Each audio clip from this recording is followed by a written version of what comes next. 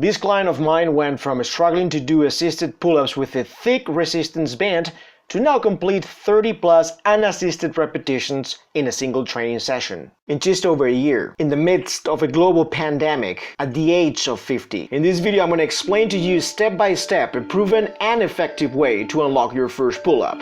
Roll it!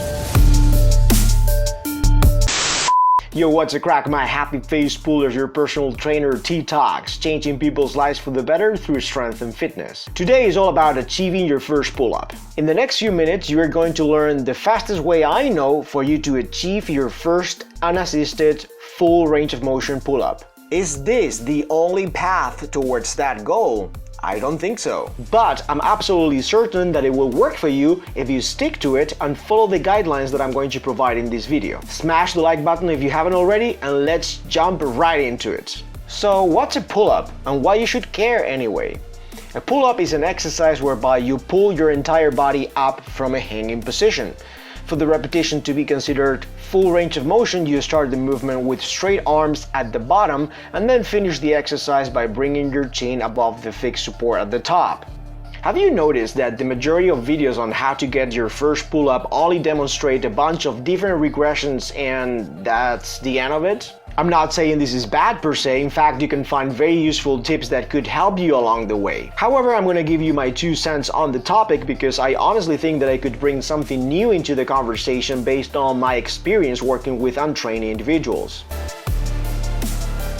If a novice trainee stumbles upon any of these videos, this is what is likely to happen. They'll come to the gym to try all these regressions in the same session without thinking too much of it. In the process, of course, they'll tire themselves out, and then after a few attempts, they'll figure out that the only exercise they can actually do is the inverted row. They'll probably do something similar on their next 2 visits to the gym while feeling that the whole thing is a waste of their time, and they'll quit altogether by the end of the 2nd week. Obviously, they don't factor in fatigue, intensity, resting time, volume, and they don't know how to progress exercises over time. In short, novice trainees only know how to exercise, but they don't know how to train for a specific goal, in this case, getting their first pull-up. Therefore, they are not going to magically design a long-term training program where one phase potentiates the physiological adaptations of the previous one for them to get close to the finish line. And for many newbies seeking to unlock their first pull-up, they require specific roadmap with milestones to hit along the way. This video aims to be that roadmap. This video is a blueprint to your first pull-up.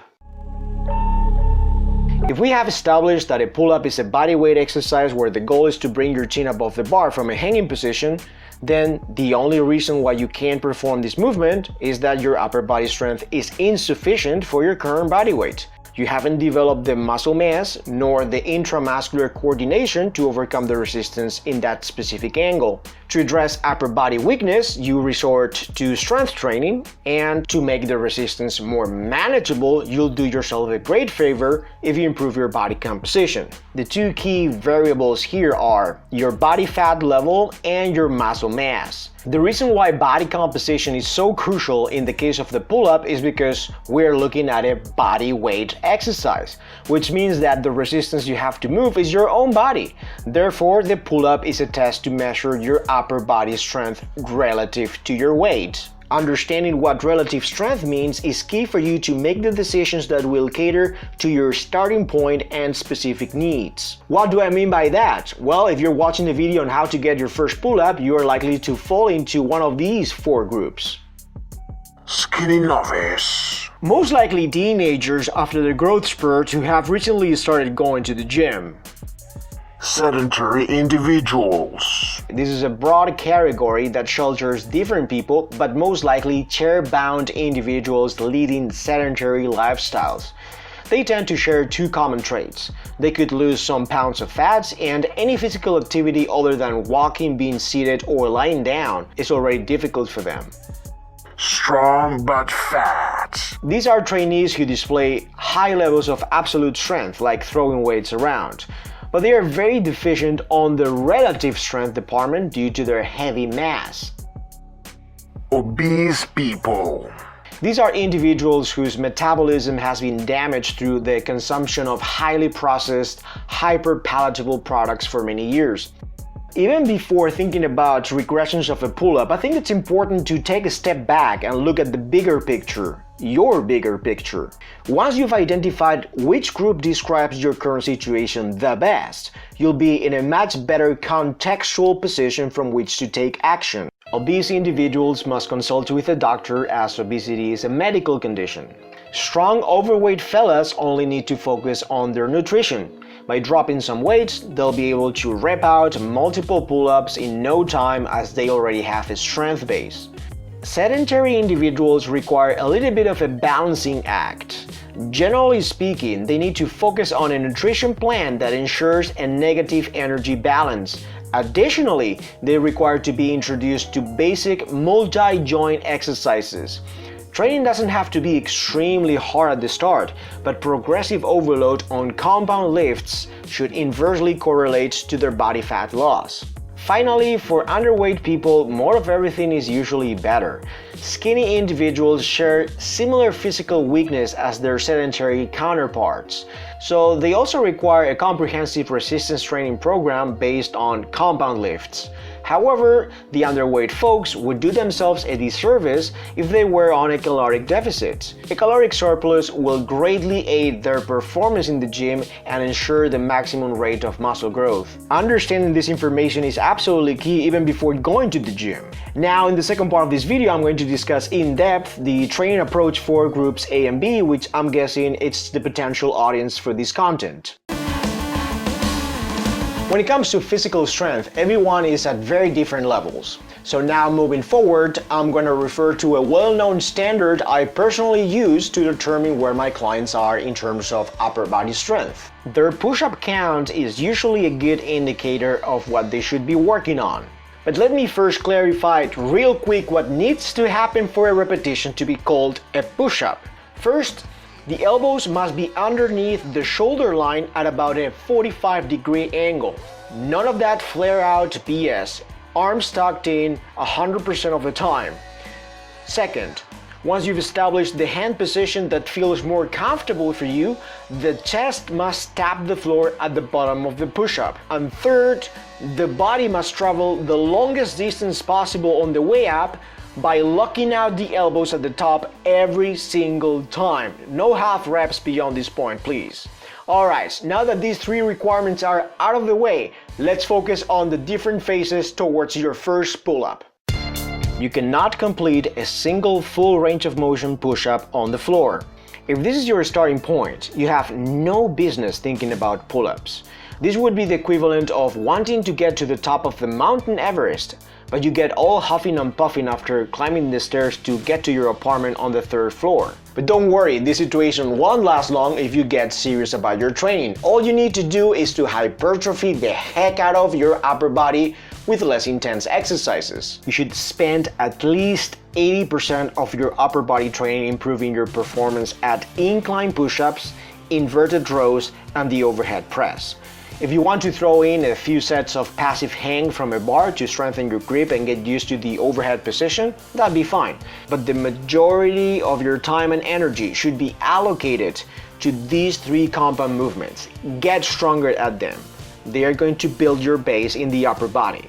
Keep your progression stupid simple. Find a body angle that allows you to complete around 10 repetitions in a full-out effort set in both inverted rows and push-ups. Take note of that. Once you are able to go from 10 to 14 reps in the exact same angle in all of the sets of a given session, go ahead and increase the intensity. Lower the bar to a point where you can only do 10 repetitions again. Et voila! Apply the same principle to dumbbells during the overhead press. Choose a weight you can do 10 reps with, practice the technique, gain confidence, and once you are able to reach 14 reps in all of your sets, pick a slightly heavier set of dumbbells. Rinse and repeat this formula for as long as you need. For some of you, it might take a few weeks, for others a few months, and for the less blessed on the genetic side of the house, it might take a few years. The combination of push-ups and inverted rows is going to target the primary movers and antagonistic muscle groups you have to strengthen for the pull-up. The overhead press and the passive hang will play more of a secondary role here, but these two exercises will make your training more well-rounded as they put your arms in an overhead position. In case you haven't noticed, you don't require any specific pull-up training. All you need to focus on is to develop a base level of upper body strength. That's it.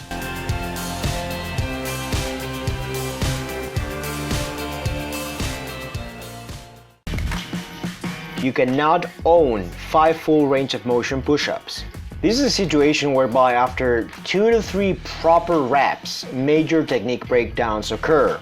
Compensations like a sagging lower back, inconsistent tempo, a shortening of the range of motion. If this is you now, you only need to make a couple of minor changes relative to the previous phase. You keep hammering the basic movements I discussed already, inverted rows, push-ups, and the overhead press. If anything, you might want to slightly favor inverted rows over the other two exercises because it's superior carryover to pull-ups and overall back development. But the general principles of progressive overload remain the same. Hypertrophy the crap out of the musculature of your upper body and make sure to expose these muscles to ever-increasing intensity and volume levels. However, you should be adding a dynamic component to your hang. It's time for you to perform scapula pull-ups. This is the transition phase from a passive hang to an active one.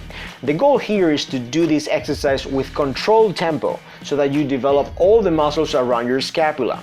Keeping straight arms is absolute key here. I would also encourage you to pause for a second at the top of the range. Although it seems like nothing much is going on here, you are going to be challenged if you don't flex your elbows. Trust me on that.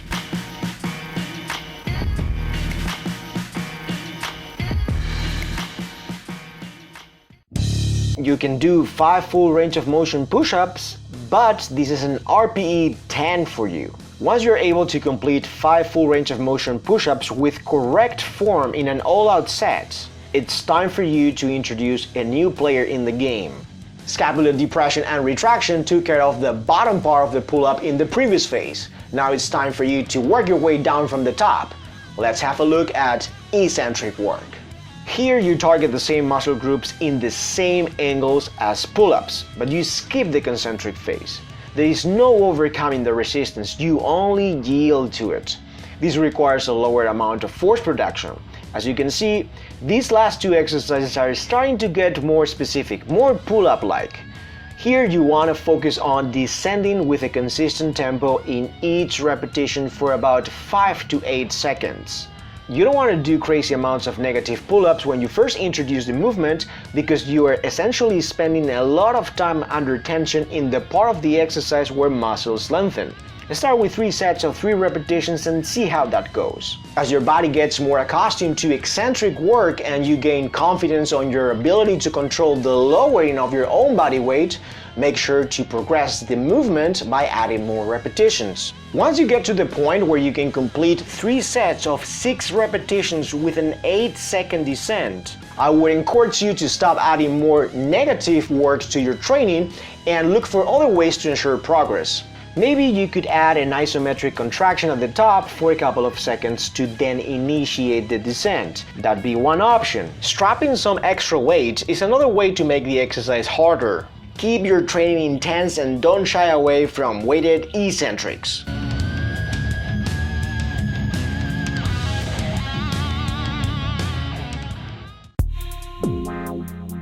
Then you keep working your butt off until you reach a point where you can complete more than 5 push-ups with correct form, but you cannot own 10 full range of motion repetitions. Your technique takes a major nosedive after completing the first 5 to 6 push-ups, and then you might be able to grind 1 or 2 ugly repetitions. Granted, you have a bare minimum level of upper body strength, but you still have some work to do to get to your first pull-up. The percentage of time allocation to your genetic strength developers keeps getting smaller. Perhaps you only spend around 50% of your time making progress on your inverted rows, push-ups, and the overhead press. But they still amount to half of your work. Bear that in mind. Keep doing the basics plus scapular and negative pull-ups. Apply progressive overload to this small basket of exercises and that's it. It's simple, but it's not easy to stick to it for a long period of time.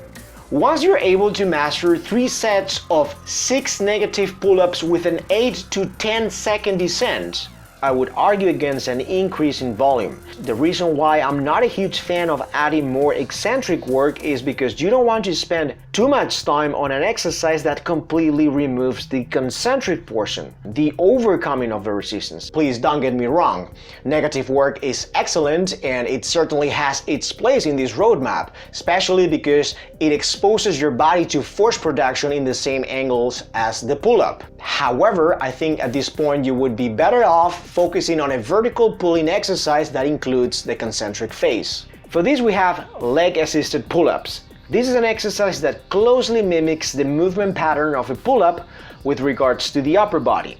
This is almost the real deal if you think about it.